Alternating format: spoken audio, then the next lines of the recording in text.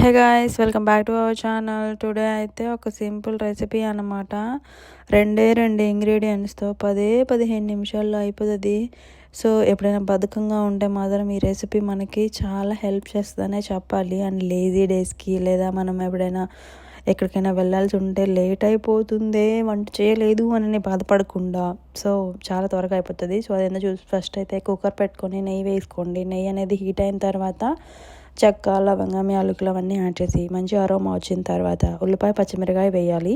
అవి కూడా మంచి గోల్డెన్ బ్రౌన్ కలర్ అయితే రానివ్వండి. సో అవి కూడా వేగిన తర్వాత 2 మెయిన్ ఇంగ్రీడియంట్స్ ఏంటంటే మెంతికూర అండ్ పచ్చి బఠానీ.